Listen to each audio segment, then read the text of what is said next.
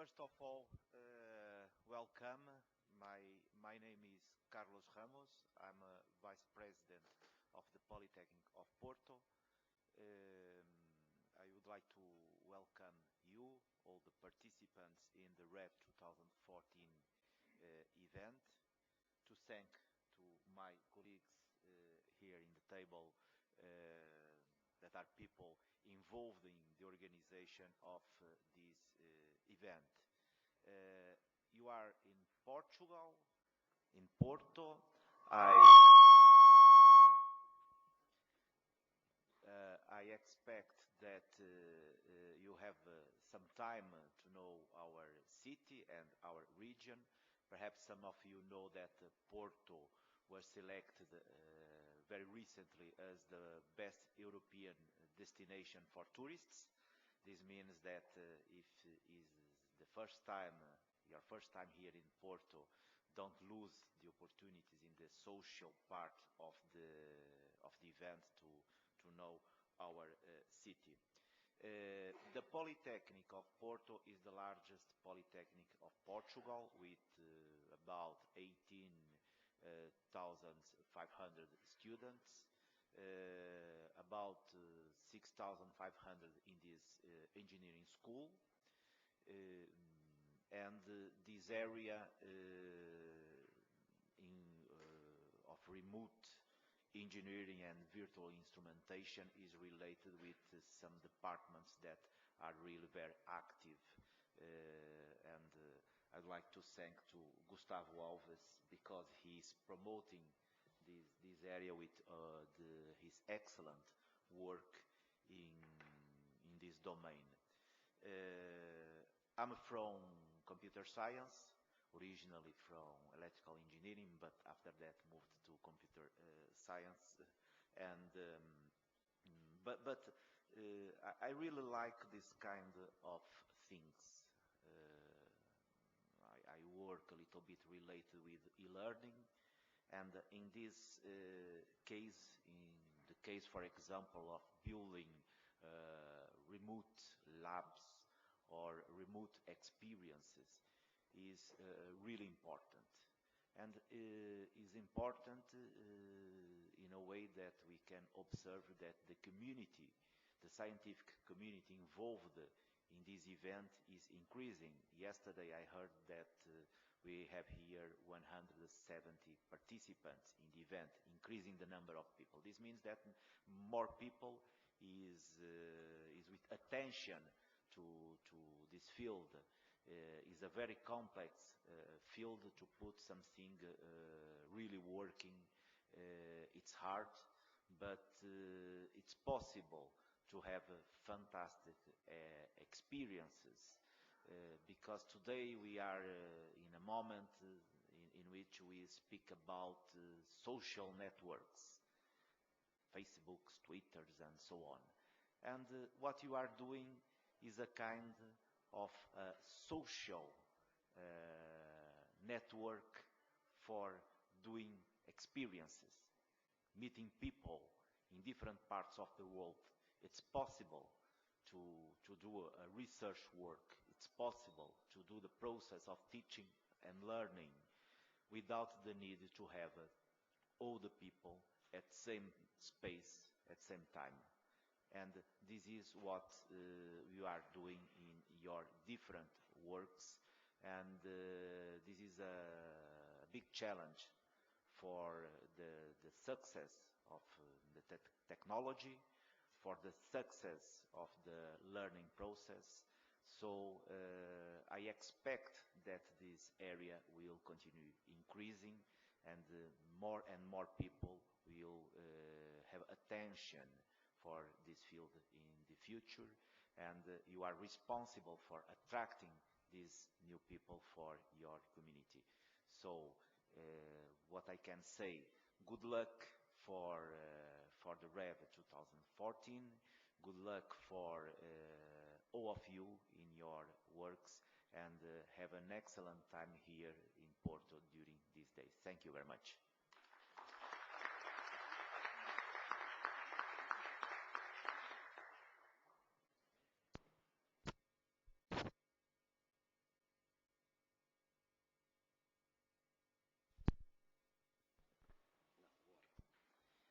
Okay, I am from Romania and the president of International Association of Online Engineering, Dorul Suțiu, and I am very happy to speak a little about this conference.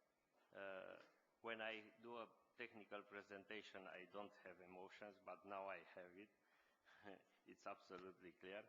And for the first time, I want to thank to the community of remote engineering and virtual instrumentation people who came here near every year, not here in this place, but in the REV conference. And what is very important, these people all the time fight and discuss with others, and the community in time increase it. This is wonderful. I believe it's very good for our conference.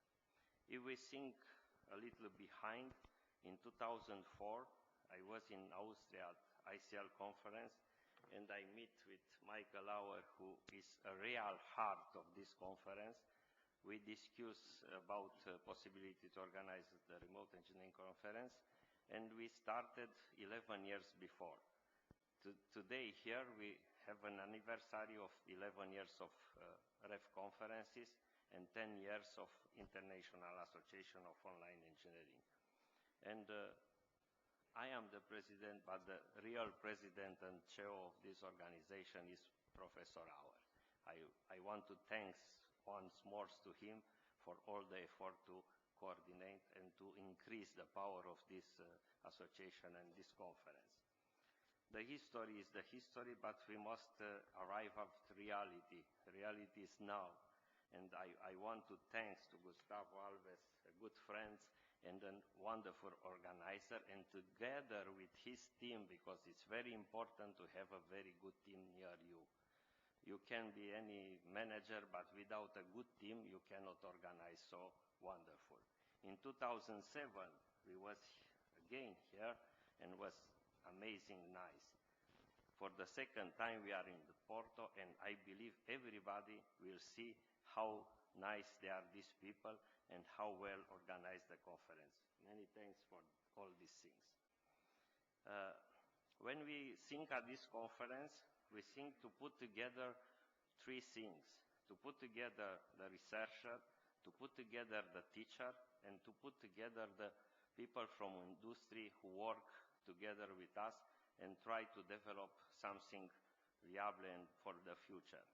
From the start of the conference, we have near us National Instruments. Ray Algrim, the Vice President of National Instruments, was at this conference. Now is the Chief of Academic Relations in Europe, Mr. Yiannis Pavlou. And I want to thank to this company because it was a company who believe in us and offer for all the conferences a strong support. It's very important, these things. And I want to thank also today a new company who joined us, company Cyprus, and Patrick Crane, who is the responsible for Cyprus University Alliance, will be here and will present a workshop and some technical presentation. I believe the fact that every year new companies joined us is very important. It's very important also for the small companies because together we can do some good projects and we can finance the remote engineering field. I believe without financing together these things will be not possible to develop more in this direction. Also, it's very important if you look in the site of International Association of Online Engineering, we have a lot of publication, we have a lot of conferences, and we try to add every year something new in this direction. And now, for the first time, I announce a new conference in Romania in July will be connected with telemedicine. I have some information about this conference, and we hope to be in future one of the strong conference of IAOE. We start to manage these things together. And I put at the end to thanks to the management of the Polytechnical Institute of Porto and to head of School of Engineering, because they agreed to organize the second time here the conference, and I believe this was a very good decision, and we was very happy to be here, and we are very, very happy to be here. Thank you very much.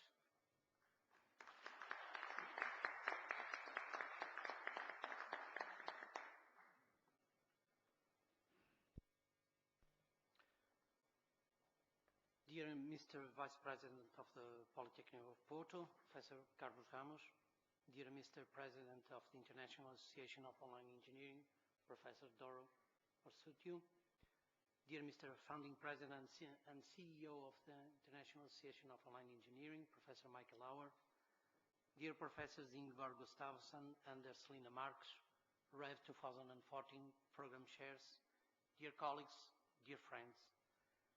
REV 2014 is the 11th edition of the annual conference of the International Association of Online Engineering, as my colleague Professor Doros Orsutiu already said. This event is being organized jointly with the Polytechnic of Porto School of Engineering, one of the oldest Portuguese institutions devoted to engineering education. HICEP is hosting REV 2014 while celebrating 162 years of existence. REV 2014 has attracted more than 170 participants from approximately 40 different countries, making this edition the largest one ever organized. REV has attracted a large number of paper submissions from more than 30 different countries. This large number of submissions allowed building a most interesting technical program comprising full and short papers, demos, and posters. The opening debate, the presentation of funding opportunities by the Portuguese national representatives of the Horizon 2020 and Leonardo da Vinci programs, the workshops delivered by a number of industrial companies, a special track on experimental teaching based on remote and virtual labs, with contributions submitted in Portuguese and or Spanish, and a number of meetings from bodies and groups like the Global Online Laboratory Consortium and the Virtual Instruments in Reality, Systems in Reality, Special Interest Group VISIR, among others, helped to complete an exciting and quite demanding work program. A number of companies that traditionally sponsor the REV conference have allowed us to complement the technical program with the industrial perspective, which is rather important for this conference. Also, they allowed us to enrich the social program without burdening the participants' fees. In sum, a special word of appreciation of their support, or to their support, is certainly due. REV 2014 is also the occasion for the IAOE to celebrate its 10th anniversary. 10 years after the 11th first REV edition that took place in Villach, Austria. This 11th edition will be an opportunity to revisit some of the moments and stories that contributed to the success of REV. And for that, we want to thank Professor Colonel Samuila for building the history of REV. I would like to welcome all participants and express my best wishes for a most successful REV 2014. I hope all of you to enjoy a most engaging and exciting technical program, as well as the several social events that help to strengthen our sense of being a community. In sum, enjoy REV. Thank you.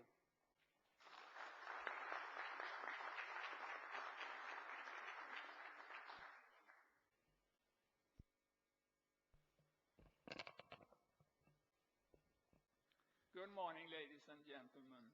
My name is Ingvar Gustafsson from Blekinge Institute of Technology. I'm happy to see so many colleagues here dedicated to remote labs and online engineering. As I see it, performing physical experiments is a dialogue with nature. The experimenter performs an experiment and nature returns an answer. The challenge is to formulate a useful question and above all to interpret the answer. Engineers who are going to design goods and services for a sustainable society needs to find out what is acceptable for nature.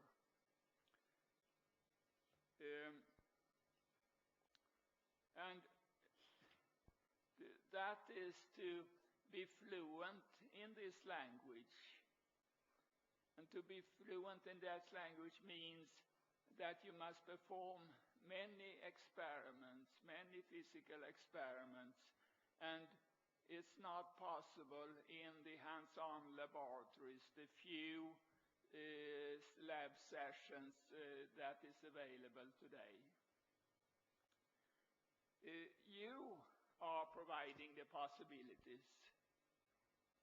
Is there any mission more important for the future of humanity? Thank you.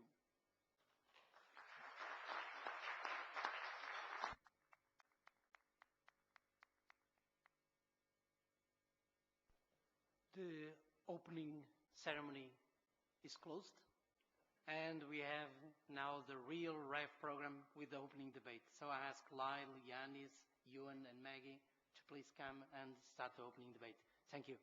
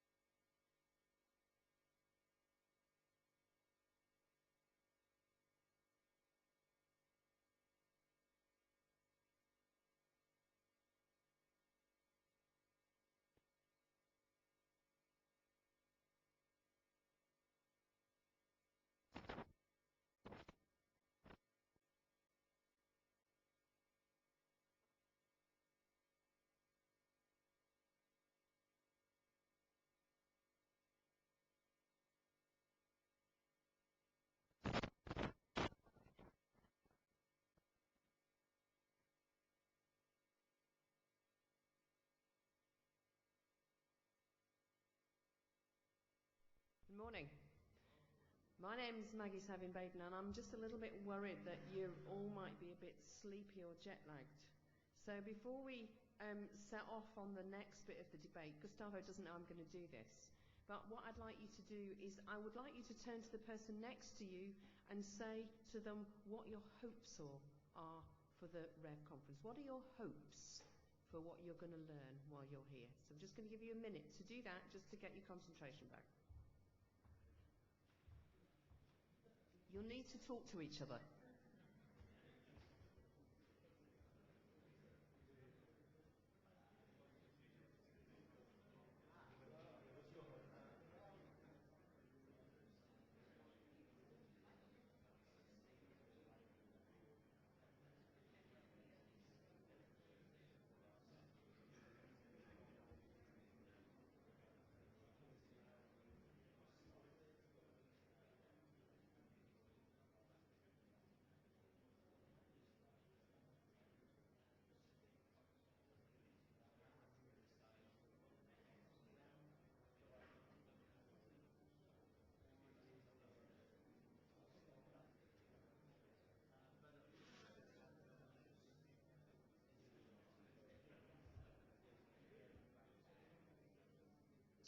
Okay, I'm going to stop you there. There seems to be an awful lot of people more interested in looking at their conference programs than talking to the person next to them, but I'm sure that's going to change. The reason Gustavo asked me, I think, to do this was because I'm not from the area of remote labs. I can't get these guys to shut up over it. I'm going to have terrible trouble later. So the reason I think I've been asked to do this is just because I come from a slightly different perspective. I'm from Coventry University. I'm an educational researcher. So remote and virtual labs for me are really interesting, but things that I don't always entirely understand. But that aside, just to tell you how this keynote stroke debate is going to work. Now, I think there are lots of ways that you could look at what's going to happen now, but I think we might see it in lots of different ways. We might see it as a bit of an uphill journey. We've got three people with three different perspectives, all tied to different opinions, climbing their way up. Or we might see it as an interesting piece of pie, something to be devoured and enjoyed, and something to sample, to take away with us.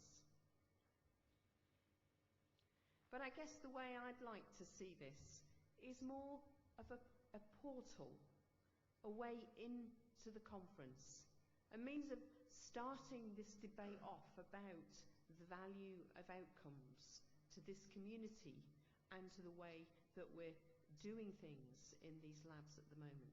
How valuable are they? So let's see this maybe as a portal, as a way in to the conference. So what's the running order? I'm not actually in my running gear, but I was running along that beach. I'm a runner. The running order is going to be, we're going to start off with Lyle, who's going to be talking for 10 minutes, and then we're going to go to Euan, who's in the middle, and then to Yiannis. Okay? They will be given a strict 10 minutes each, and then there will be a debate. But who are our speakers? I've been asked to introduce our speakers, and what I think is quite interesting is that when you read these conference programs, you get long lists of all these fantastic things they've written and done, but what you don't find out is much about them personally. So I did a bit of hunting around to see what I could find about our speakers, and this is Lyle. He's clearly been to the Cape of Good Hope. He's been somewhere interesting with a large mountain in the background that you can ask him about afterwards. He's written a book, and he clearly takes his wife off to windy and interesting places around the world. So that's who Lyle is, apart from all his many accolades and his many publications and all the amazing things he's done in academia. Well, what about Euan? Euan was a bit more difficult. It's quite interesting when I was looking around about who had the most social media profiles and who didn't. And interestingly, Lyle had more than anybody else out there. What about Euan? Well, I found a few interesting photos here. Is that a ponytail you used to have, Euan? Yes, he used to have a ponytail. Obviously, he's doing something interesting over here with some bits of kit that I don't know what they are.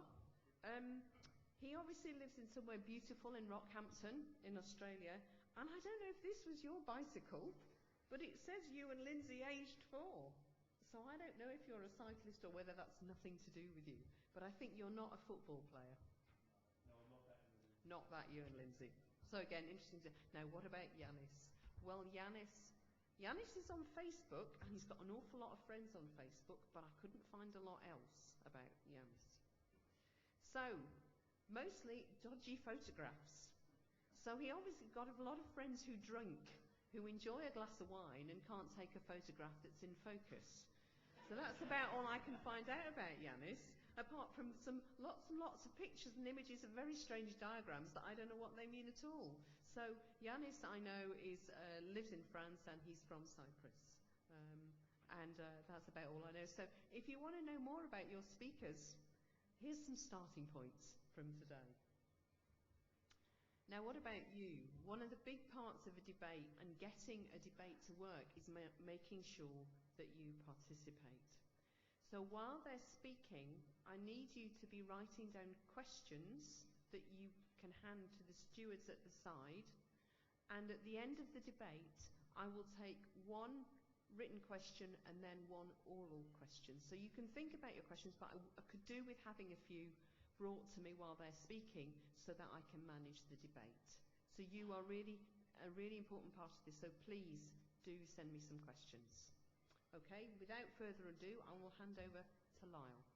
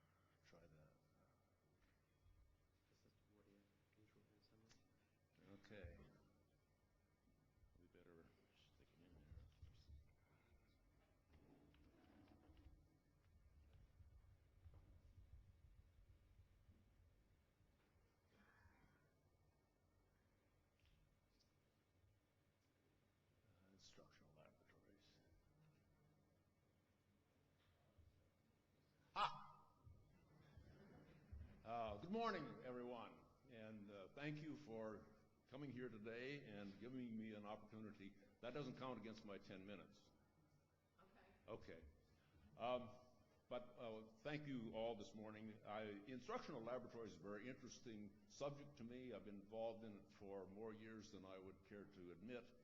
But one thing I have found about instructional laboratories is that we spend a lot of time talking about what we want our students to do in the laboratory. And we don't spend enough time asking why we want them to go to the laboratory. So I thought I would spend my few minutes here discussing that. Why do we send our students to the laboratory? Well, one reason probably is because our professors sent us to the laboratory. And that's not a very good reason, although really we turned out pretty well. You know, we're pretty good engineers. So maybe the laboratory experience that we had was good. But I have a suspicion that's still not a very good reason. It has been said that we go to the laboratory to ask nature a question. In a way, that's true, and particularly that's true in a development laboratory or a research laboratory. But in an instructional laboratory, those questions that our students are going to ask have been answered many, many times. And there's probably a more efficient way for them to get that answer. So I don't think that's really the reason we send our undergraduate students to an instructional laboratory. Rather, I hope that we are going to the laboratory to achieve some learning objectives. And that's what I would like to concentrate on a little bit. Back in 2002, over 10 years ago now, ABET, the accreditation board in the United States, was starting to face the question of programs, online programs coming and asking for accreditation. That's not a big problem for the regular courses, you know, the mathematics and engineering courses and so on. Those can be done online, but what do you do about laboratories? So we had a workshop back in January 2002, a colloquy, to talk about this question. We had the promise of learning at a distance and the challenge of learning at a distance, and especially, as I said, the laboratory experience. So our question was, how do we know if a distance laboratory experience is successful? And I'm sure that's a question that you have dealt with at great length. But then it occurred to us, wait a minute, we've never even asked the question, how do we know if any laboratory experience is successful? So we came back to the notion of what are the fundamental learning objectives? In other words, what do we want students to be able to do after they have had the learning experience, after they have been through the laboratory? What do we want them, and I underline this, and you will hear me say it over and over again, to be able to do, because that's the essence of a learning objective. So we came up at that workshop with 13 different fundamental engineering instruction laboratory objectives. We call these objectives, but really they are categories of objectives. And you see what they are. Use sensors and instruments to make measurements, demonstrate the validity and limitations of models, and so on and so forth. There are 13 of these, and they're all very important. We all agreed, and I believe that, I hope that you would agree that those 13 areas are important and the reason we go to the laboratory. But the question then comes up, how useful are those categories? You see, these are very general. Develop creativity, instill safe habits. Those aren't very specific, and they don't give us much guidance as we go to the laboratory and design the experience for our students. So let me just give you some examples that I think would be good and useful. Every objective, in my estimation, should start out by saying, after completing this laboratory exercise, the student will be able to do what? Well, one would be use an oscilloscope to measure the frequency and phase relationship of two AC signals. That's a good, solid objective, and you can tell after the student has been in the experience, the laboratory, whether they have indeed achieved that objective. Determine the vibration frequencies of a cantilever beam and compare them to predicted values. Design, construct, and test logic circuits to implement logic tables. Well, those are all, I hope, clear objectives. Now the question comes up, which of those need a physical presence? Because most of you are developing your work around the notion that you don't need to be physically present in a laboratory. Well, some of those you probably do, but surprisingly few. Here are the ones that I think. Psychomotor, that is, being able to lift something, turn it, twist it, and so on. Not very easy to simulate that or to do that at a distance. Safety, yes, you can learn some safety through a simulated or a remote laboratory experience. But it's probably best that you really be in the presence of a 1,000 horsepower motor in order to know just what can go wrong with that. And also sensory awareness. There is no way you can simulate, well, I shouldn't say that. As we are developing more haptic devices and remote devices, it's becoming more possible.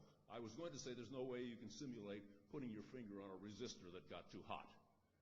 But a few years from now, you probably will be able to do that too.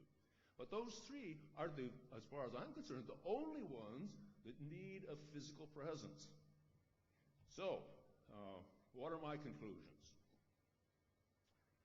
First of all, it is, and I will argue this to the day I die, it is essential that the instructional objectives of the laboratory exercise be explicitly determined and stated, so that not only does the designer of the laboratory experience, the professor, know what those objectives are, but also the students must know what they are. Second, 90% of the objectives can be achieved in a virtual laboratory experience. I say 90, make it 85, 95, I don't know. But most of them, most of these things, you can glean not in the physical presence of the laboratory. And then the third premise or conclusion that I may find some kickback on is that remote laboratories provide no educational advantage over a virtual laboratory and in some cases are limiting, as indeed are the physical laboratories. There are some things that you can do in simulation that you can't do in a physical laboratory. So that's my contribution to the morning. I hope I've kept within my 10 minutes. Thank you, and I look forward to the question period.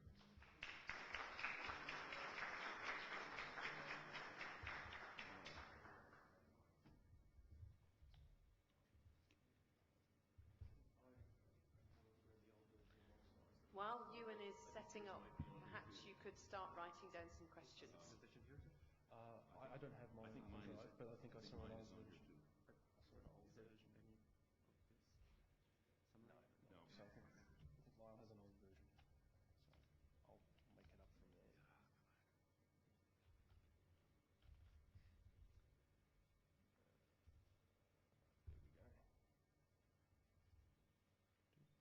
go. I'll just see how far. Let me just double check. Yep, sure. Okay. All right, thank you. You're welcome. Cheers. Good morning, everyone. My name is Professor Euan Lindsay. I am temporarily between institutions. At the time of the invitation, the printing and everything, I was the Dean of Engineering and Technology at Central Queensland University, but I'm not anymore. It's slightly more than a 10-minute story, so we'll move on. Everybody reach in your pocket, grab out an euro coin. Don't be afraid. It's the question, it's the 1 euro question. Are these the same? Grab out 2. Have a think about this. Are these the same? Anybody want to hazard a guess? I'm doing a little bit more audience participation. No? No, they're not the same? No? No, I'm serious. Dig into your pocket. Take out an euro. Dig into your pocket.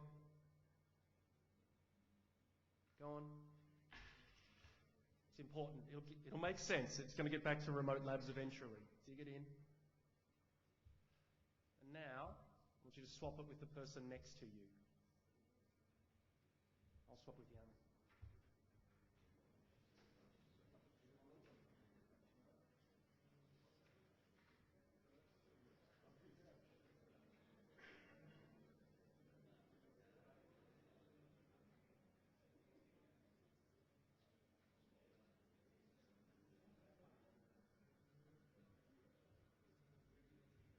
Yep.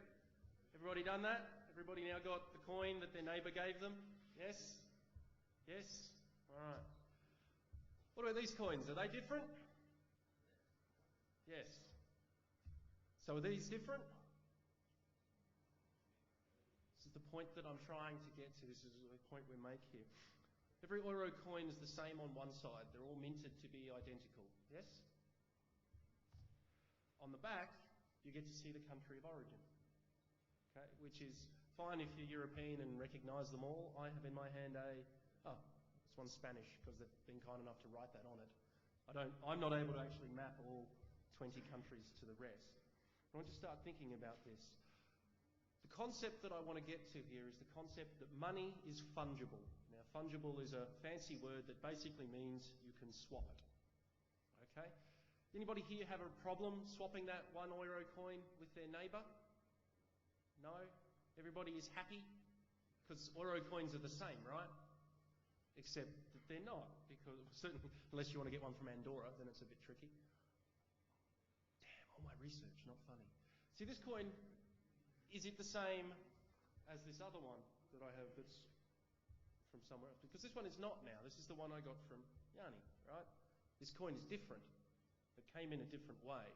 And so this is the point that I want to get to with learning outcomes of remote labs. I want to use this because my habit is to teach by analogy. Some of the learning outcomes that Lyle has just introduced, that list of 13, are the front of the coin. It doesn't really matter which laboratory you go into. It doesn't really matter where you get them from. The shape of a transistor characterization curve, how does the voltage across the current, across the collector emitter, change the voltage, get a different current. Change the current, get a different voltage. Change the current at the base, you get a different curve.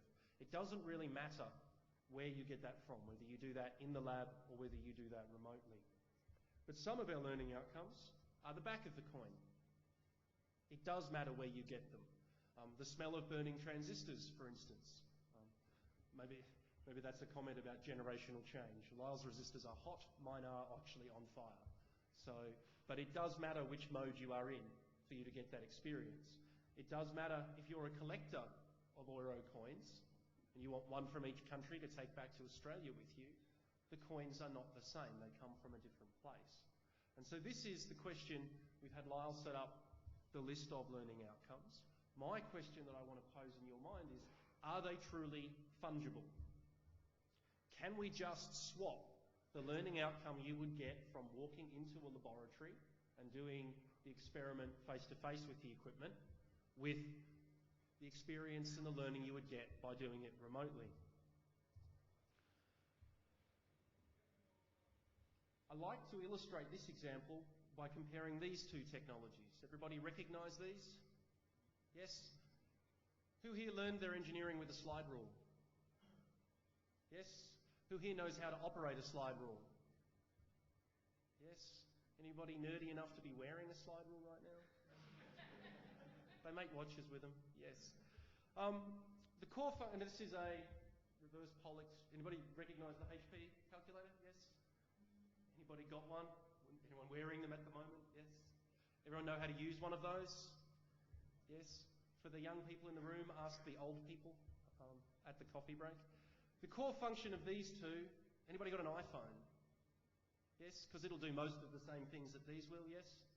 As well as let you be interrupted in the middle of a keynote debate by a phone call you weren't expecting. The core function of these two is the same, right? They multiply out numbers. The front of the euro coin is the same. But when you look at the back, it's very different. The ease of use. Okay, slide rule if you're quick, maybe. The speed of use. It takes a lot more training to learn to use a slide rule than it does to learn, well, certainly a modern calculator. Reverse Polish notation's a bit tricky. The cost to acquire them. Early calculators cost hundreds of dollars. Now, actually these are probably worth hundreds of dollars now because people like David want to collect them. But a calculator is now an app that goes on your phone. You pay 99 cents. The precision. How sure are you that the answer you've got has the right number of decimal places? This is a big one. Ability to estimate results.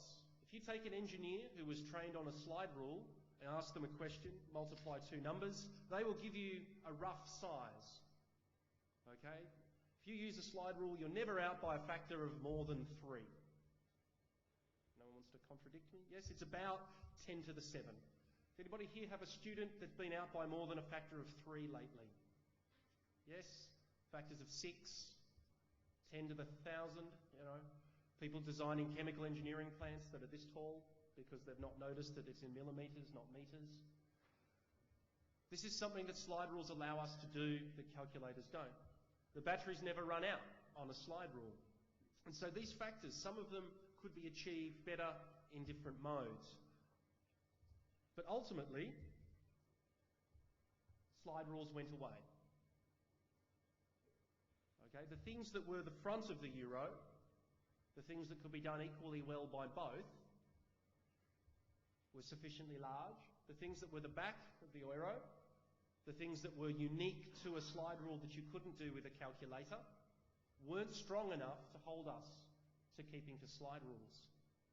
And the advantages that you got, the fact that you could just hand it to a law student and say, calculate these numbers, and they would go, oh, I recognise these, rather than what's the slide rule, overtook us.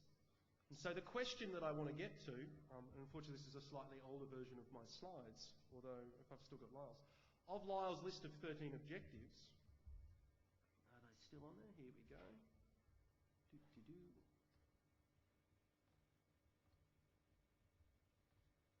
Which of these are the front of the euro and which are the back? Which of these can be done equally well in a different mode? And which of these can be done differently? Which of these will students remember differently if they encounter them? We spoke of safety. Yes, safety is something that's hard to teach in a remote lab, but it's very easy to guarantee. If you want to guarantee that they're not going to make the 1,000 horsepower engine explode or explode dangerously, putting it in a different city is a very good way to keep them safe. Something you can't do with a hands-on lab, but it changes the nature of the learning experience. And so where I want to head, and the point that I want you to think about as we move on, is which of these learning outcomes are the front of the euro and which are the back? Which of these are fungible and can be achieved the same regardless of our mode, face-to-face, remote, virtual? And which of these actually depend on the nature of how we interact with them? Because that gives us a direction to move forwards. Because I'm fairly sure that when Lyle studied as an engineer, it would have been unthinkable that you could train an engineer without the ability to use a slide rule.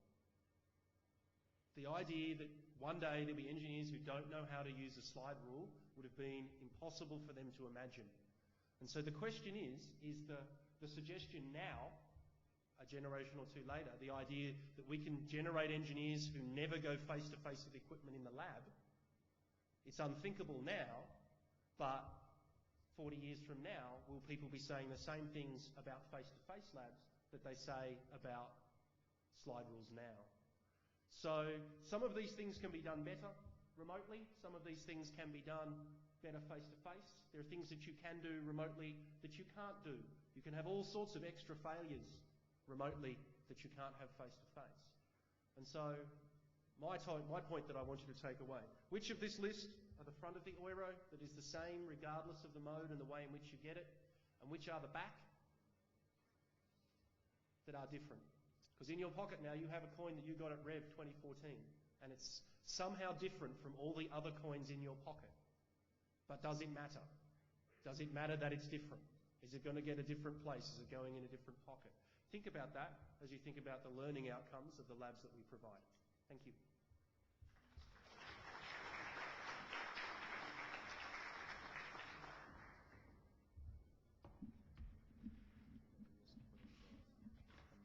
Can I just encourage you again to be thinking about your questions for the debate as we're setting up? No.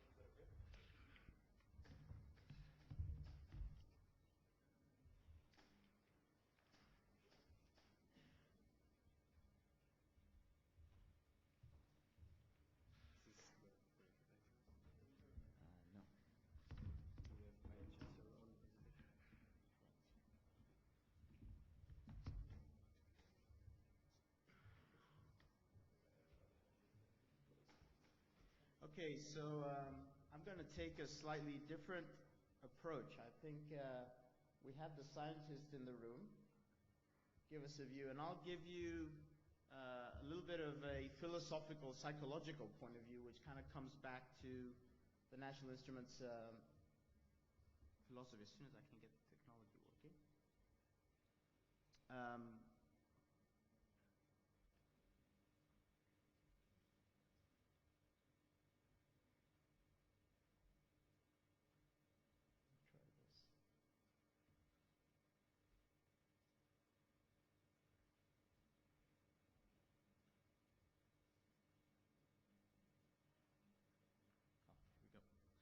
So I'll give you a little bit of the National Instruments teaching philosophy that kind of comes back to this topic of, what are the experiences that you can remote and what are the experiences that you can't. And we kind of call our philosophy do engineering. And a lot of it is about what is it that we need to do to get inspiration, preparation, and realization of the students. So how can we look at the students as a community participating in this teaching experience and really try to focus on them and bringing them up and inspiring them, getting them the right skills, getting them the right experiences so that they're motivated, inspired, effective, and get the right learning outcomes. So that's a little bit about what I'm going to try to tell you. And I think we have to think a little broader about our society and what happens to a young kid as they kind of grow up and how they get to want to become a scientist and engineer, how they want to become a lawyer, a doctor, an athlete. And there's lots of experiences that we get when we're very young that encourage us to want to become soccer players, that make us want to become cyclists. There's a lot of competitions, there's a lot of trophies, there's a lot of interaction, a lot of emotional experience that pulls us into desiring these things. The Hollywood experiences, the media, they're all indoctrinating us, wanting us to pull these talents, native talents that we have, and move in a certain direction. And what is the inspiration to become an engineer? Well, believe it or not, probably most of us who went and studied science and engineering got some inspiration from the space program or watching movies with very complex machinery or being hobbyists and playing in the yard and getting some of our standard traits through exploration and discovery. And I think we need to understand what are these experiences, what are these things that are going to inspire, prepare the students to want to become scientists and engineers, and the scientists and engineers to become effective in building the sustainable society that Ingvar was referring to. And unfortunately, one of the challenges that we have as a community is that a lot of the science and engineering students are dropping out. This specific statistic is from the ASCE. 40 to 50 of engineering students drop out in the first year. There's a lot of parallel research. I was in Austria recently at TU Graz. They said it's much worse. They start with a class of 250, and they end up after a year with a class of 50 in electrical engineering. And so I think we also need to think about the student. What is it about getting the young kids to want to be inspired to be scientists and engineers? And then what about the scientists and engineers that come to class? how do they stay there so that we get the end result, the people that are going to build the sustainable future of tomorrow? And how are we doing it now? Well, we're here to talk about laboratory experiences, but a lot of it is not laboratory experience. A lot of it is about theoretical, classroom teaching, lecture halls, still very large rooms of people with 200, 300 students getting, one-to-many indoctrination from the blackboard. And is that effective for inspiration and realization? It's not how we learn to ride a bicycle, right? We learn to ride a bicycle with first one that we use our feet, then one where we use a tricycle, and then one where they take the training wheels off and we kind of figure it out and we get the sensory skills and we learn to balance. So our approach is basically giving the right tools that are inspiring and provide the right experiences to the students. We call it graphical system design. So give students the right science and engineering tools, and then giving them a lot of incremental experiences to be able to touch and do experiments, engage with the real world, and do engineering.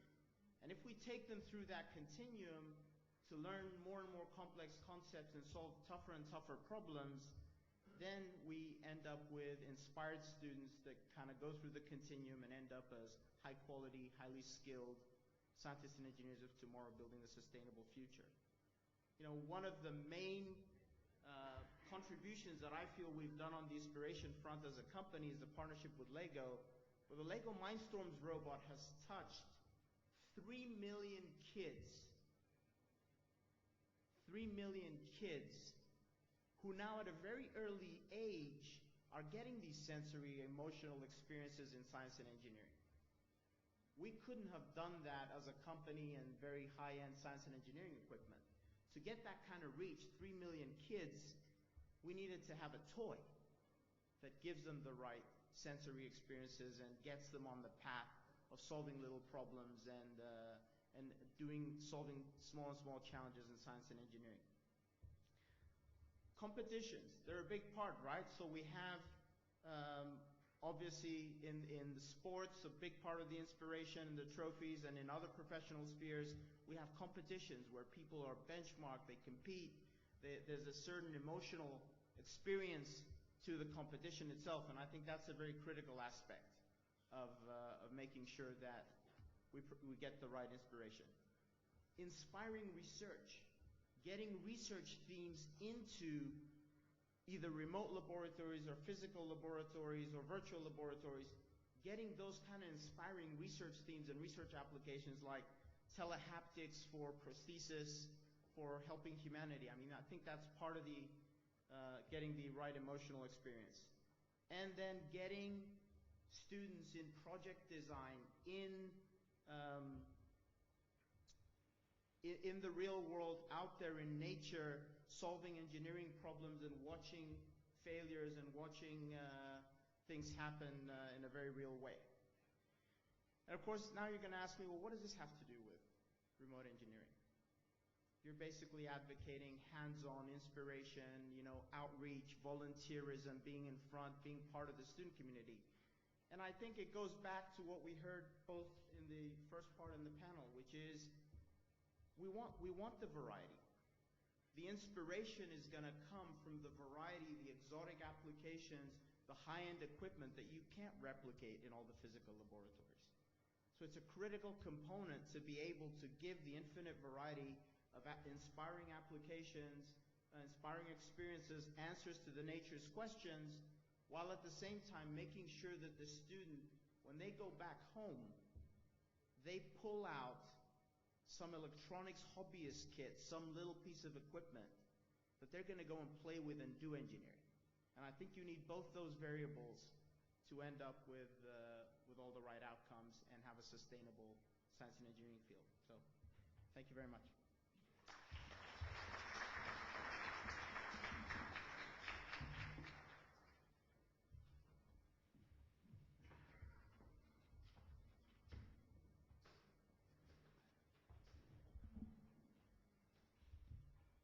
I'm just going to summarize some of the points while you're thinking about your questions. So if you could just keep thinking about those questions that you want to ask, because we've had three very, very different perspectives.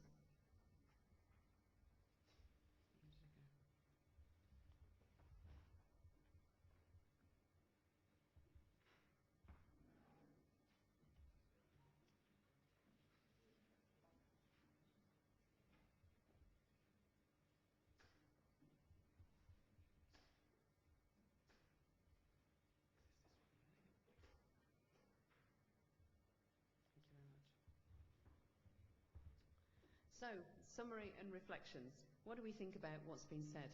Well, I had a chance to see, apart from Yiannis's perspective, the talks before you saw them. So I had a chance to think about the kind of things that might be issues that we could begin to consider. First of all, I thought, well, in these three very different perspectives, where do we go from here? Hopefully up. I'm not just a runner, I'm also a climber. But I think there are some things to think about in terms of doing and being. We do a lot of doing and being with my kids. I thought I'd got away from the Lego. I've got a 12-year-old son whose floor, the carpet you can't see in his bedroom because it's so covered in Lego. So Lyle asks us, what do we want our students to be able to do? But I would contest this issue. A long time ago, I first started off studying education, and I was a great believer in objectives, but I'm not anymore. I believe that we should throw out objectives, and I think we should throw out outcomes, because I think we need to be saying, what are these people that come to our universities, what do they need to learn? What do they need to be? What do they need to become in order to be socially responsible engineers? And I don't know that outcomes help us with that. I don't know that objectives help us with that. I'm glad we had the image of the bicycle, because we can teach our children, our colleagues, our friends to ride a bicycle, but whether they can actually ride the bicycle is often a different matter. And for me, that's always been the problem with objectives. They're sitting in the behavioural domain, and I don't think that's where we should be in the 21st century. I think we should be looking at intentions of learning, because focusing on outcomes and objectives is a cost. We need to think about, what do we intend them to learn? What do we intend them to become? Because all this measuring and all these objectives are kind of in the wrong place for our learners and what they're doing and where they are now. They are, as many of us will know, they are digitally tethered. We are all digitally tethered. And sometimes I think we lose that focus in terms of where they are and the way they learn today. I'm quite interested looking at this audience today. There are a few people with laptops, the odd person with phones. If I was sitting here with a bunch of students, certainly in my lectures and talks, everybody would have phone, laptop and iPad probably out all at the same time. And that's the way they learn. They multitask, they shift, they change. It doesn't mean their learning's any worse, but I think it's just different. So is it a question of translation? I don't know. Here we are, 40 different countries represented. Can our objectives be fungible? Can we shift away from just fixing things, solving things, to a different way of looking at our learning in these virtual and remote labs?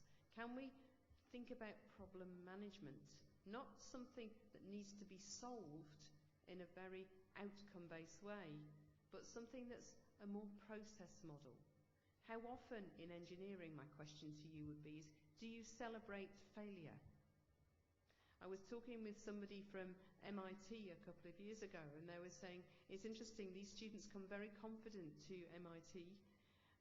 They don't realise they might fail. So when they do fail, it's a shock. And yet actually, that's where most of their learning occurs. And from my own experience and working with my students, failure is a good thing, and we should use it more for learning. So, if we're going to get our virtual students to get their virtual degrees through their virtual iPads, in fact, I received my master's in Second Life, how are we going to change things? How are we going to move them on? So, I'm going to stop now. I'm not going to say anything more. I should probably apologise for being provocative and probably upsetting Lyle.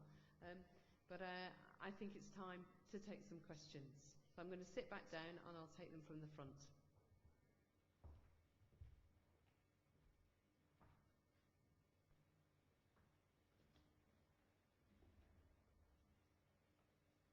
Okay, guys, can you turn your mics on so you're ready to take the questions?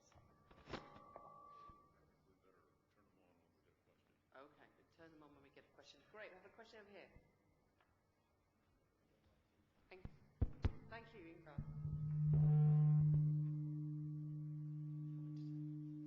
Thank you.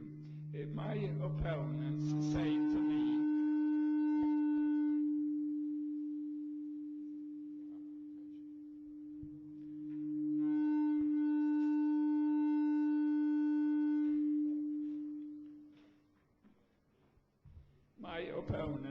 to me, that the number of engineers that must handle the physical reality, they are so few.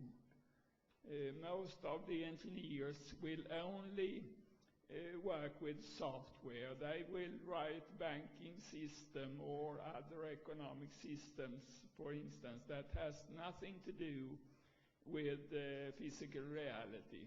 And I have had in measurement courses also students which say to me, this is garbage. I will never in my career have to meet the physical reality. So I don't want to do this. What should you say to them, the panel? Thank you.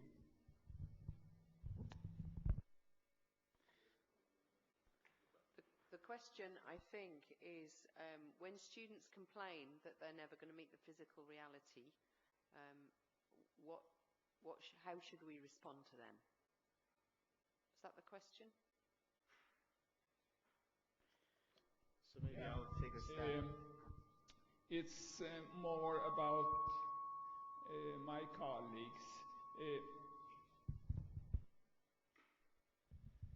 My colleagues and my superior who are handling the money.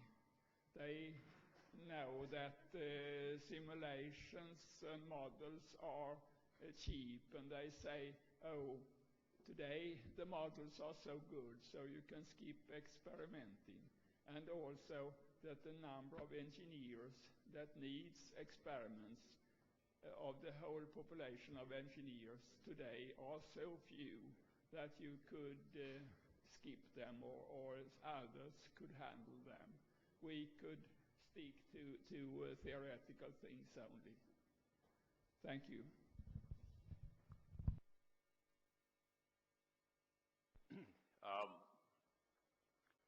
Well, reality is what we perceive it to be. Have any of you ever gone to a horror movie? Of course, when you were teenagers, you went to horror movies, didn't you? Were you scared? Now, is it because you really believed that those were real things coming off that two-dimensional screen? No, you did not believe that. But the human being has an enormous capacity for the suspension of disbelief. And that's what we need to do in our simulations, is to create a situation in which the student suspends their disbelief and become a part of that. I have a friend who is an airline pilot, and he says he has never been as tense in an airliner flying in bad weather as he has been sitting in a simulator, flying through problems that they set up for him.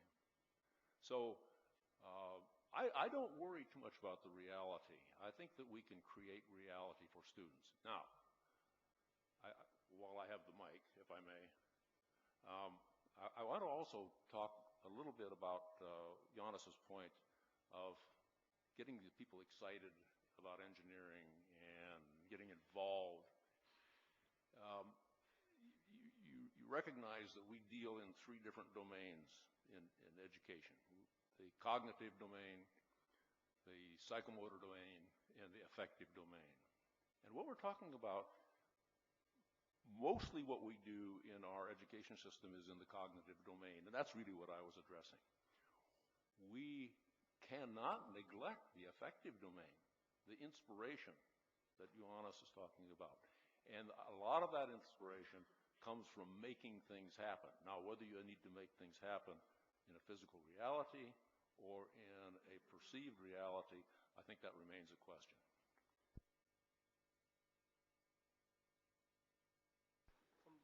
I think the question comes, for my mind, comes down to where the meaning of the word engineer. Is that at the moment society sees engineers as people who have dealt with that physical reality, even if half to two-thirds of them don't need to. I think it would be very, very good if all the smart kids came and did engineering instead of doing law. Okay, because I think engineers solve society's problems and lawyers create them.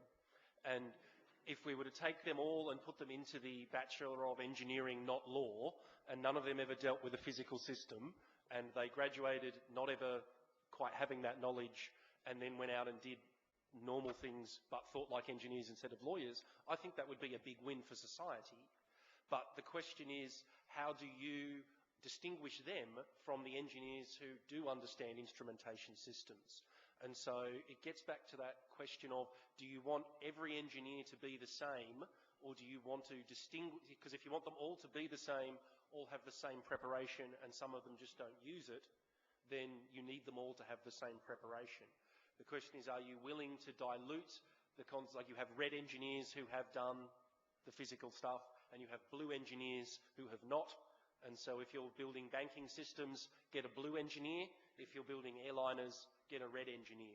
So I think there is that question of, what do you see the engineers doing after you graduate, and do you want to have to distinguish big I engineers from little I engineers?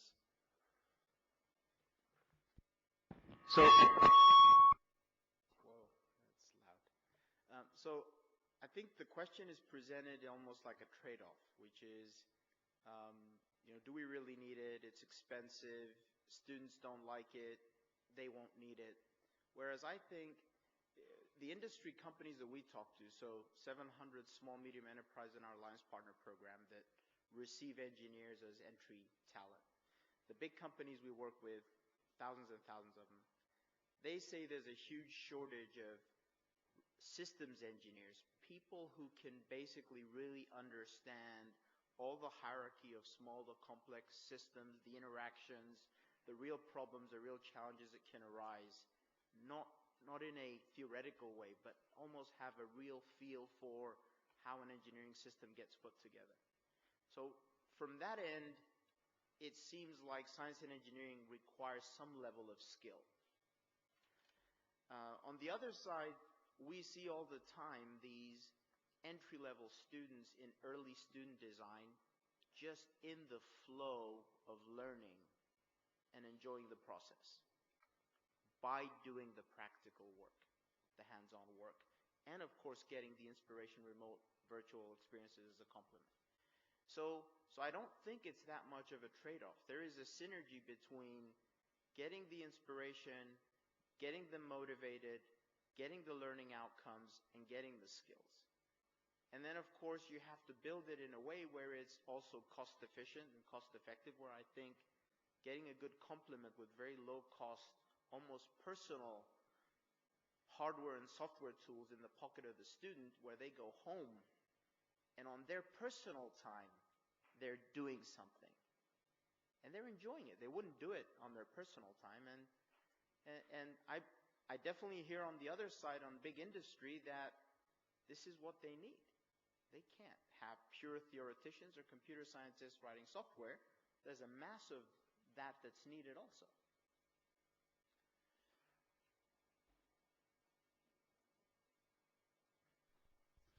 Okay. Yep.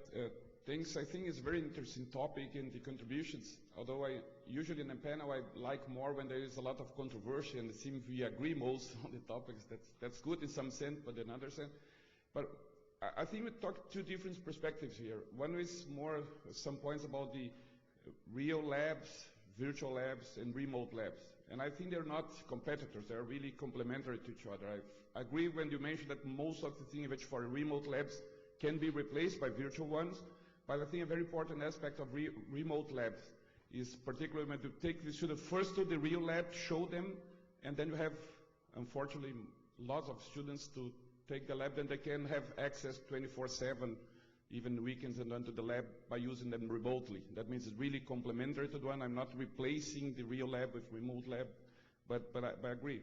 But the other aspect that you mentioned I think is very important is, like you just mentioned, the motivation and the effective aspect. And I think that apply also for the three different labs. I think we have to motivate the student both to the real labs, to the virtual labs. I would say for this digital age generation, it's easier to motivate to a virtual gamey-like lab because this is what they used to do. But I think it's one issue, and I think the mediator pointed out very important, is talk about the outcome, the learning outcome, or the intent, or what at the end we want they to be. Real, like you mentioned, homogeneous engineers, or really very different one. And I think this is a different aspect, for my opinion, is very important, is how to handle this heterogeneity that you have. Whereas if you have in a classroom, you can have students that have a very good background, others that don't have. And I think that is one of the topics this conference is virtual learning environment, so on, that can really have a kind of individual learning process developed by each student is important aspect. Then my question is more, where do you see really that we don't agree in this? Where are the big difference? I think probably one aspect is really this: the engineers are not usually good educators necessarily, and most of our teachers in university are engineers by education and not pedagogists and so on. And this is, I think, a kind of a missing link that we something needed, how to incorporate more of those aspects into the learning process. I don't know what your opinion about it. So I think the question was, do you need more educationalists in engineering? I'll jump in and say no. I think what we need are more engineering educationalists. You tend to find engineers see themselves as intelligent and smart, and they don't really take too well to people who don't understand the engineering domain coming and telling them how to do their thing. So having educationalists come and tell us you should do something different isn't really an effective strategy. So having engineers who also have the education experience as part of the team, I think that is very useful. But having people who aren't part of our engineer tribe come and tell us what to do is actually counterproductive. Hang on a minute. There we go. There's the conflict. I think you'll find that most educationalists will not come and tell you what to do. They will say, how can we help you to help your students to learn better? And we will learn and work together. So I think most educationists would take that approach, not tell you what to do. Yeah, I think your point really is very well taken, and that engineering educators do need to learn much more about education theory. Let me say this, however. You cannot believe what it was like back in 1960 when I was involved. You know, we had no concept, really, that there was even a theory of education. We did what our professors did, which really wasn't all that good. So, yes, there is a great deal to be learned from education theory, and I think that we need to. Now, ASEE has created the Journal of Engineering Education, and if you're not familiar with that publication, I ask you to take a look at it, because it's really quite good. Unfortunately, in my opinion, it has become highly theoretical and has not been quite as close to the classroom as it should be. However, I think we will see that corrected as time goes by. There's a lot of education theory out there, and we would benefit from studying it more carefully.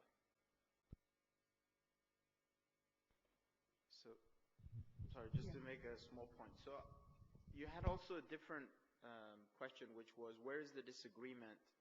And I think there isn't so much disagreement, but we do come at this from very different vantage points.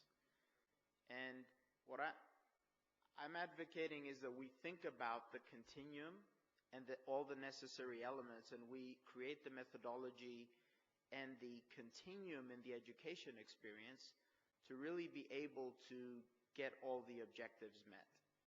Because I think if you come at it with too much of a polar perspective, like everything needs to move virtual or everything needs to be hands-on, then what you end up with is probably not the right balance or experience. And I think that's where maybe not controversy, but maybe where it's valuable coming at it from different perspectives. Could we ask somebody else to have a question? No, just to comment on that very quickly. I fully agree, and I think one point that you raised that's very important is basically that's probably engineering education should start even before they enter the engineering program. That I think is a key issue that you also brought with. If I can jump in, Lyle's third conclusion is wrong. We'll get to that later. Just in in coordination with that, most of the time we all understand that we all agree that there is a lot of, in the entire discussion we see a lot of agreement. But the question is like, if you look at the evolution of the systems around us that we have been using for the last 100 years, any physical system all the way from airplanes to communication gadgets to the computers, the question is, we see that there is a lot of shift from physical motor systems to a lot of digital information systems in terms of usability and and the products themselves. So how are we prepared, or what is the future that we anticipate, and how are we prepared? Obviously, the engineers of today are supposed to be prepared for the future, isn't it? So what is your perspective of the future of the development of systems, and how do you think the alignment is with that regard, or how do you foresee the alignment with that regard? Thanks.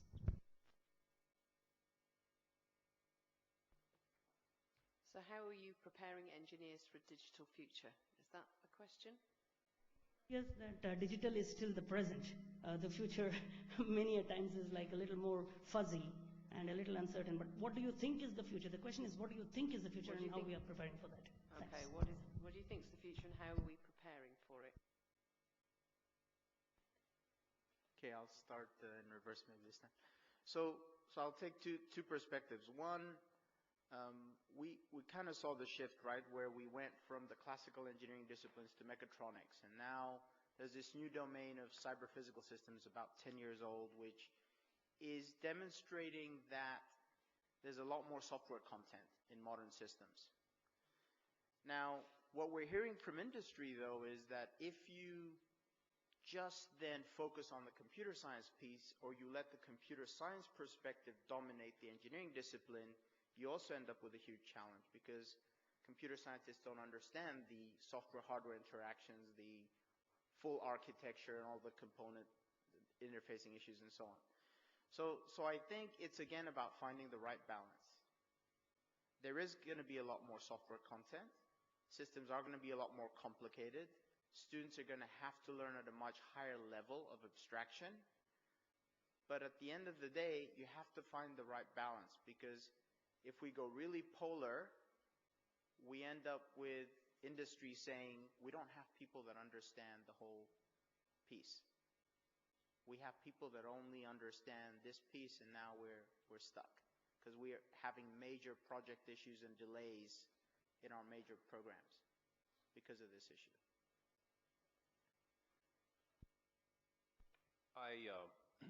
Of course, that has always been the challenge of engineering education, is to prepare their students for the future.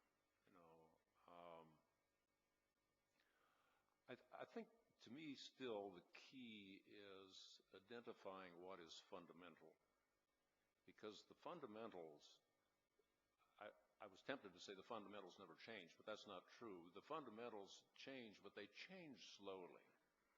And I think you have to be careful that you don't follow the fads and say what it is that our students need to be able to do. Now, I am always in danger of emphasizing so much what students are able to do that I don't communicate the fact that I also believe that it is important what our students believe and what our students feel. And this, I think, addresses your comment in the summary there. We have to prepare engineers for the world of the future, which is going to be significantly different, independent of engineering. And so if, to whatever we can do to instill ethical behavior, I'll even go to say appreciation for the arts, we need to do that.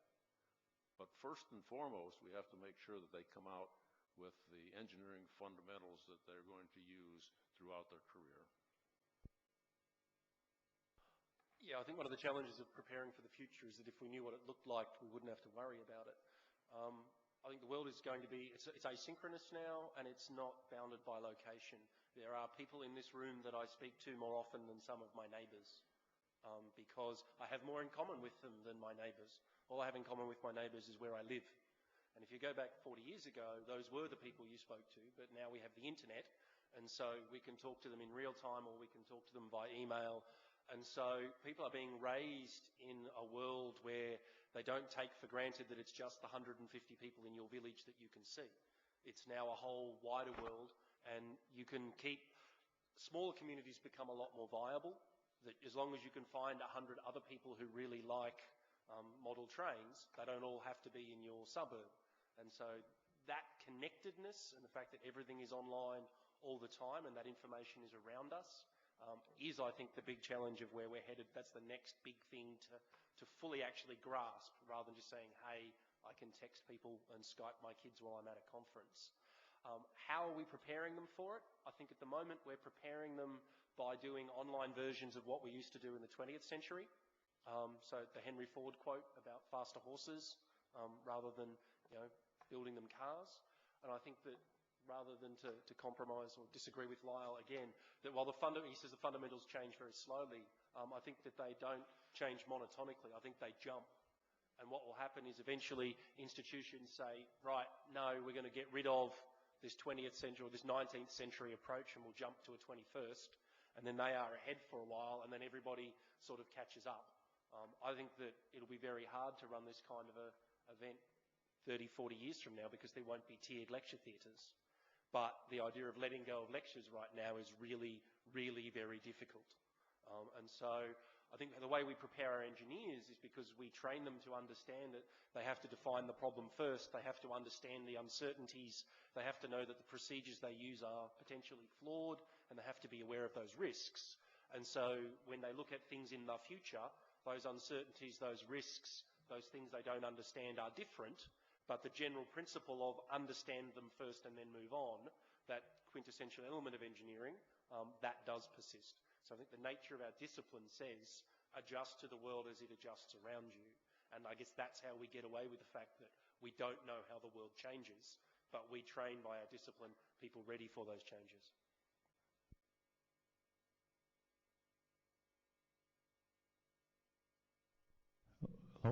Good morning.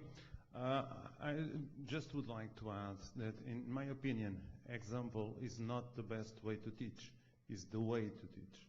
And students need role models.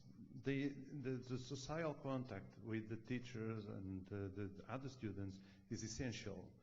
I teach more out of my classes than on my classes because I like to talk with the students and I like to give them an idea about what I believe to be an engineer and what I believe to be ethics and a lot of things. And I do believe that remote labs and virtual labs and simulation are essential nowadays, but also it is the presence of the teacher and the contact, the human contact with the teacher, because otherwise it's very difficult to be a good engineer if you never saw one. Okay? You need to see what is a good engineer, and students need models. They need to know those guys that they believe they are really good engineers. They need to have the idea that I would like to be like that guy. Otherwise, if they can understand all the theory, they can solve all the problems, they will never be an engineer. They will be just a technician or whatever, but never an engineer. So was that a comment, or have you got a question in there somewhere?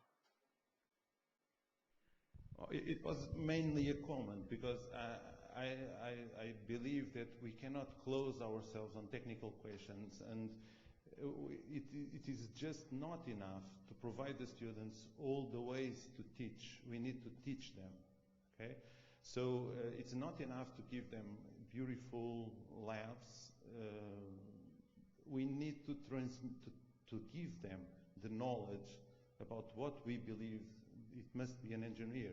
And they also need to deal with risk, because it is risky sometimes to be on the lab. It is very important because their life will be risky.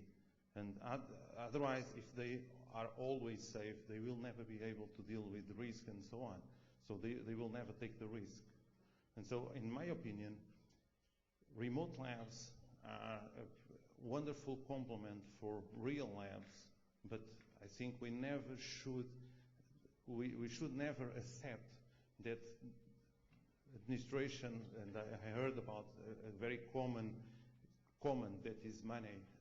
And we should never accept that our administration close the real labs because there is no money. It must be money for the real labs. We cannot, in my opinion, survive just with remote, virtual, or simulated labs, okay? Despite that, I do believe they are a very good complement, but we need the real thing. They need to have hands-on. Okay, thank you.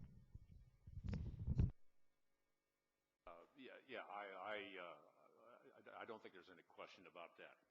That you must end up in the real laboratory. You must deal finally with physical things, and maybe you must start initially with physical things, with a Lego toy, see, and still then you can go through a lot of stuff between the Lego toy and the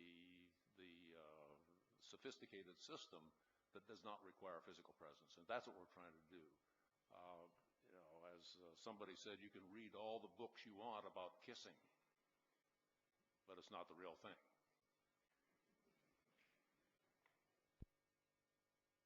I perhaps want to question whether a university is the best place to go looking for good engineers. Like, if you have to look at, well, I don't run a school anymore, but the people who used to work for me versus the people who work for Yianni, how many of them, if you really want to take a random sample and pick someone at random and go, is this person a good role model for what a practicing engineer will be when they graduate? You're probably better pulling from his company than mine.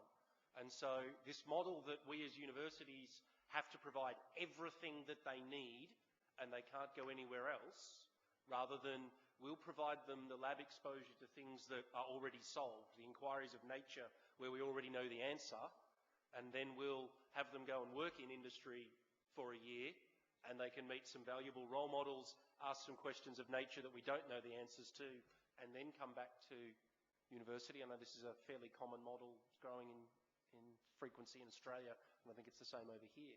So this question of whether it's a black box that you come into university, get all of your training in the one spot, and then leave, or whether it should be a partnership with other organisations. Because the things that are valuable to an academic to succeed in their career and what makes them a good academic don't necessarily make them a good role model for young engineers. I mean, certainly being ethical and being good people, that will show through, but the things that make you succeed and become a professor don't necessarily match the things that make you become a good quality engineer. I think I would agree with that. I think the other thing I would raise a concern about too is the fact that you said we have to give them the knowledge. Now, we don't anymore, because knowledge is all around us, and they can look at what you've given them in your lecture and they can take it apart from stuff they've read, whether it's on Wikipedia or wherever. And I think the things that we have to question is, how do we get them to be critical human beings that can decide what is relevant knowledge? And how would they make decisions about what counts as good and useful knowledge and what isn't? And that, I think, is a bit like the kissing thing, which I completely agree with. Well, just add two very short comments. First, best engineers probably on industry, but I said good engineers, not good academics. Okay. Second, information is everywhere. Knowledge is not everywhere. So I just want to add one example to that. If you think about the program FIRST, which is mainly a U.S. initiative, started by Dean Kamen from MIT, who's an inventor, very much a science and engineering role model. The whole ethos of that was to create a competition where you get tens of thousands of volunteer engineers sitting there with kids designing and building a robot. And that kind of experience has been credited with increasing participation rate in mechanical engineering over 10 years in the US threefold. So I couldn't agree with you more. I think without that element, how do you maintain the inspiration and motivation? You need that element.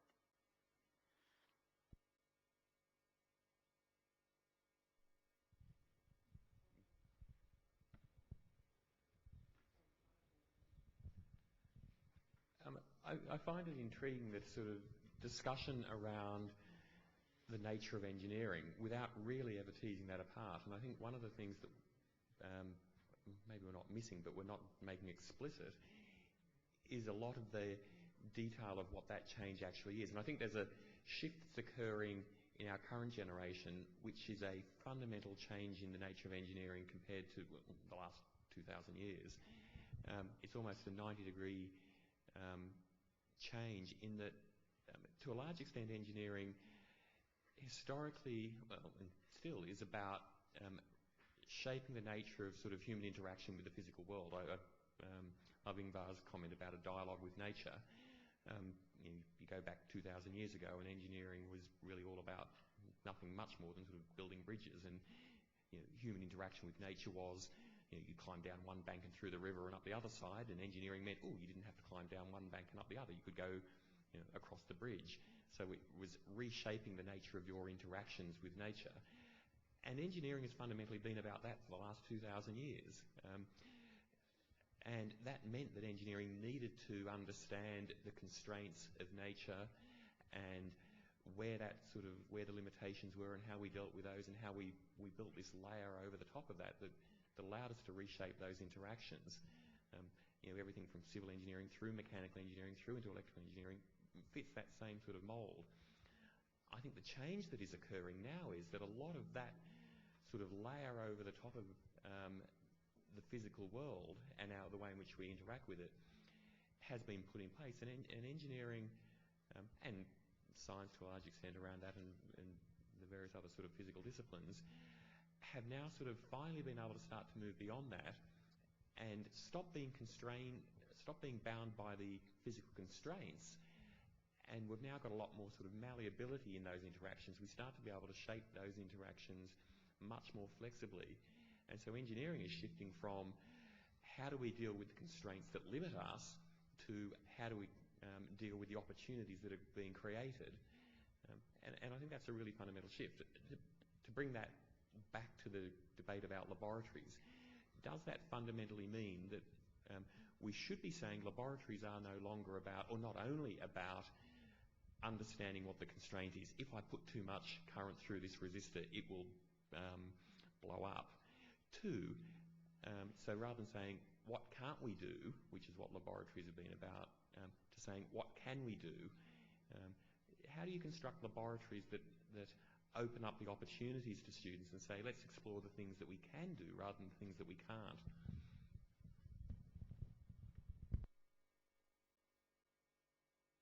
I think this is probably one of the frontier questions in that remote lab discipline.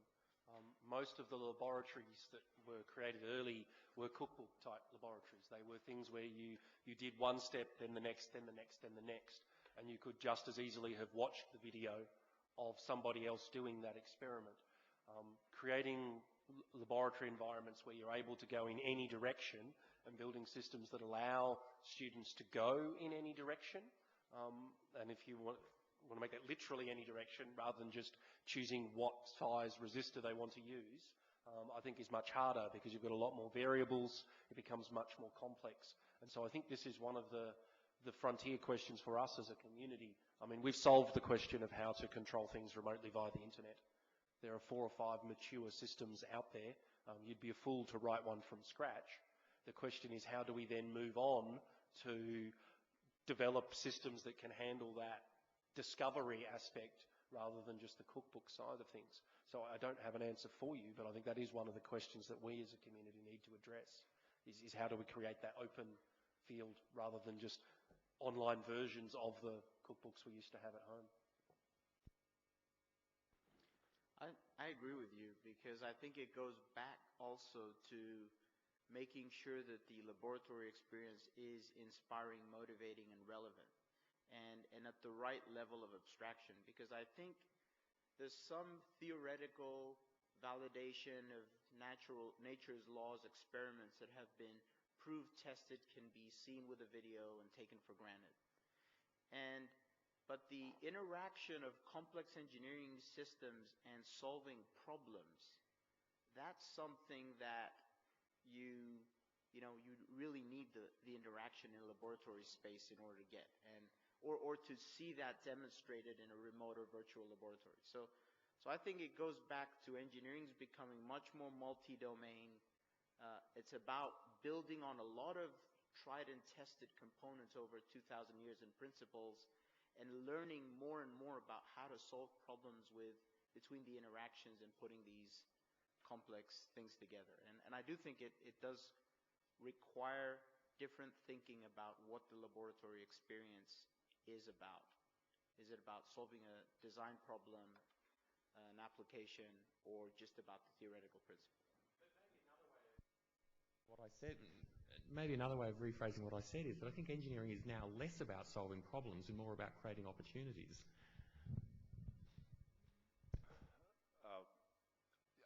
I think the heart of engineering has not changed in 2,000, 3,000 years. The heart of engineering, because I think that the heart of engineering is the desire to solve problems, to build things that have not been built. And the people who designed and built the pyramids had the same heart as the ones who are designing the brand new computers and spacecraft today. The soul of engineering, I think, has changed somewhat, because I think that people are much, much more aware of the effect that engineering is having on our society.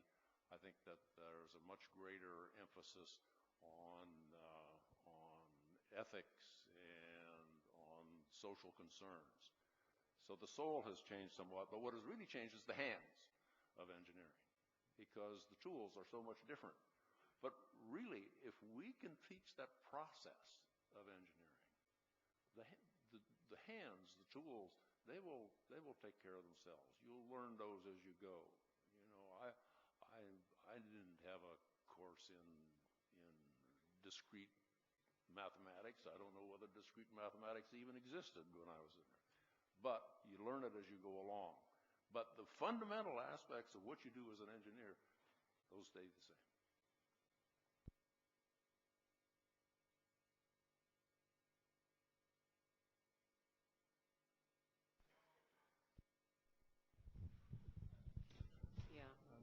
Dora's been waiting a while, so he needs to... Sorry to get the mic before him. Sorry, sir. So my question to the entire community is, rather than being the depth of the problem, addressing the breadth of it, like the audience of who is taking this. So, of course, the depth is to be looked into how it should be, but another question is how our audience, like who is a disabled person or some people who are in rural areas, how they can be approached with this. Underlying fact of remote engineering is that everyone has internet. Now, of course, everyone has internet as the underlying fact, but we could even consider having some technologies or remote engineering experiments which should be focused on having, even they have slow internet access to it. So how our community is addressing these issues?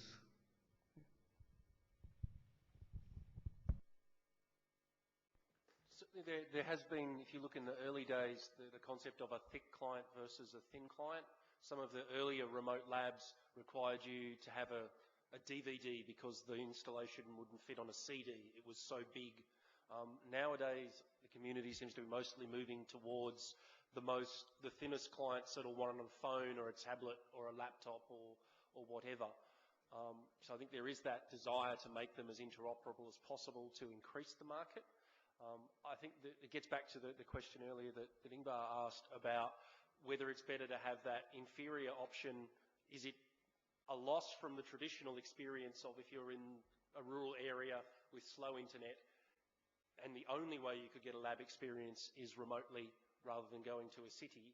Is it better to have a perhaps poorer version instead of nothing, or should we hold high the standard and say nobody should get a weaker version? Am I making sense, or am I rambling at the end of it?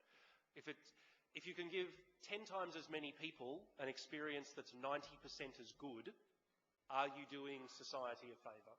And I think that's something that we have the opportunity to do, is to vastly expand that market, but we do have to consider, I can tell I've been a dean, market. Is it the right thing to give 10 times as many people something that is not quite as good as what we could do for the old numbers? And that's as much a moral question as is a financial marketing branding one.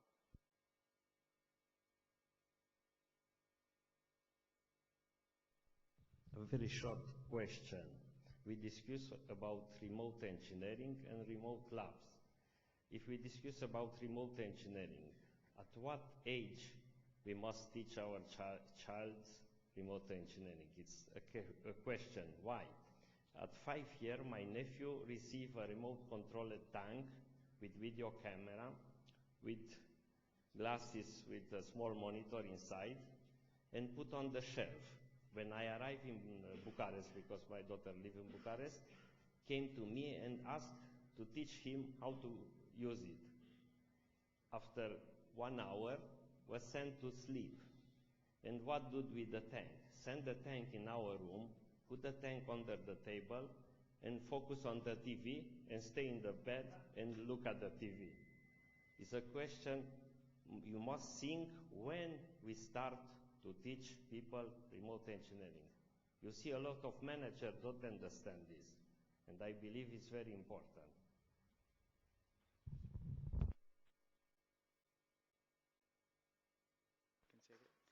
Yeah, I totally agree, as we believe starting young is a key. And I think, to be honest, that part will almost happen for us. Because, I bought for my son the new EV3 Mindstorms. And in order for you to get all your downloads, your programs, your exercises, you have to go remotely. You have to look at the videos online. If you want to get the schematics and everything else, you want how-to guides. It's all online, and it teaches you how to do it. And so I think it's happening by the nature of everything's moving to the internet. But I agree with you. We should nurture that, because it'll teach them how they can go out and get the information and get all the set of experiences. I'd just like to add too, I was reading a study on the way here on the plane which was suggesting that an awful lot of what we teach 5-year-olds in schools is nowhere near as complex as they need, because what they learn through TV and computers preschool is much more complex than most of us really realise. And that's the study in the UK done by David Buckingham.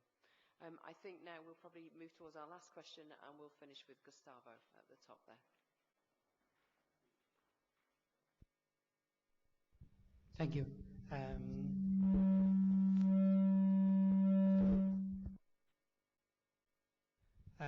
This is a question for Lyle, and then I'll expand the question to the panel. Lyle, have you seen the Matrix movie? Matrix? No?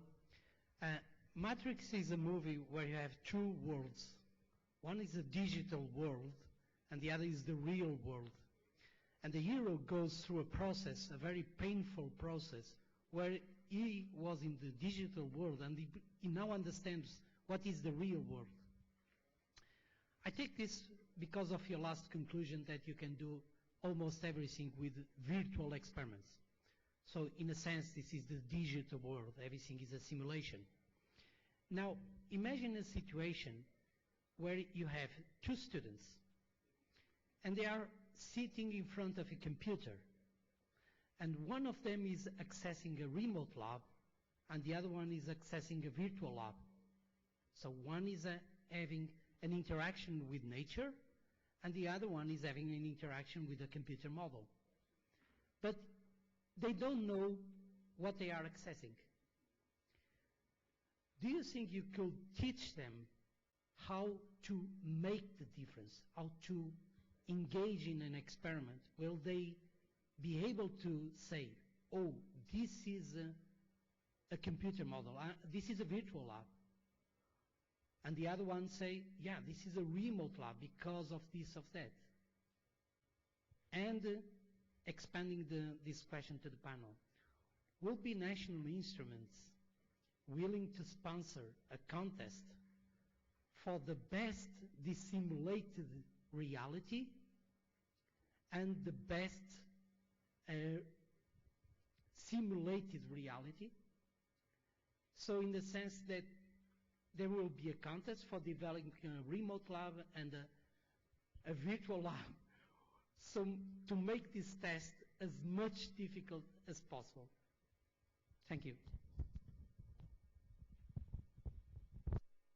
Yeah, I think what I hear you proposing there is the grand challenge of taking three people, and one learns through a simulated model, another learns through internet connection to a real system, and the other one sits in the laboratory and works with the real system.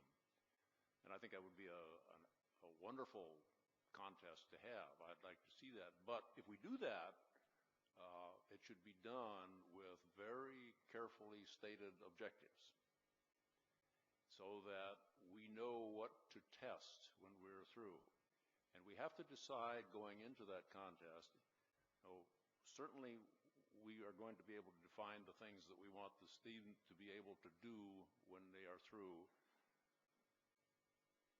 Can we also define how we want the students to feel about engineering or feel about things, which is more difficult to assess. But I think it would be a great experiment, and whoever wants to fund that, I would be happy to serve as an advisor. So I would have the same answer, which is I think the objective is critical, or the set of objectives. So we have to understand what are we benchmarking.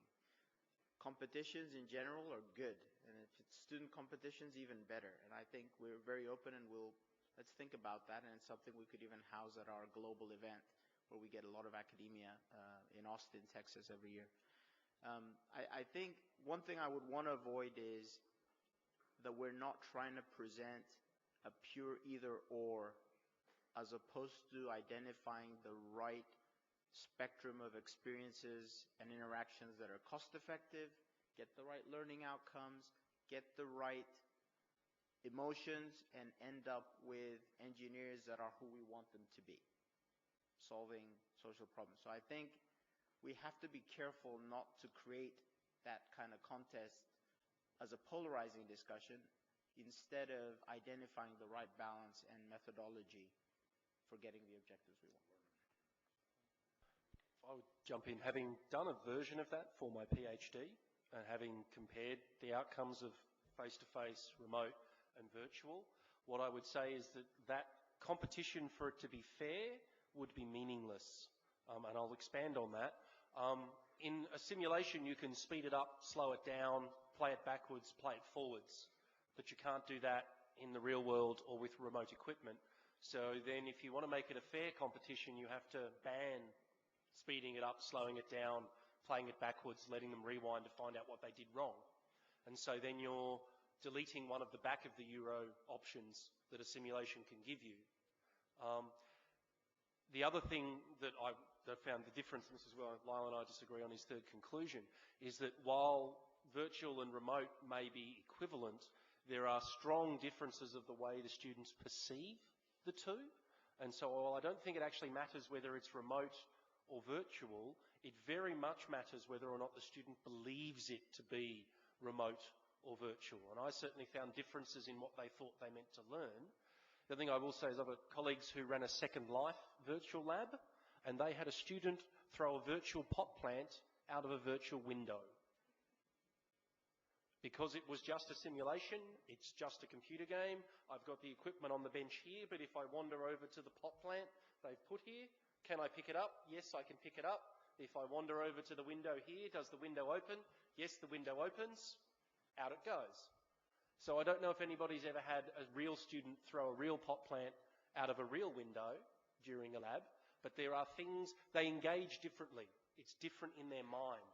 And so what I think would be fascinating, rather than comparing students remotely, students virtually, I think to compare students doing it remotely who think it's a simulation and students doing a simulation who think it's real, and find out how that dominates. Because I think their mind space of whether or not it's real and whether or not I'm just playing a computer game and if it breaks I just reboot and try it again, versus this is real equipment and is responding to me. I think that mental space is very powerful, and I think that trying to compare across them is very difficult because the different modes give us different outcomes that aren't fungible across the others, and so to try and make it a fair contest, you have to constrain each of the different modes in a different way, and then you'd be defeating the point of having that particular mode. If you're going to have a mode, you may as well use everything that it has to offer, use all the stuff that's on the back of the coin that no other mode can give you.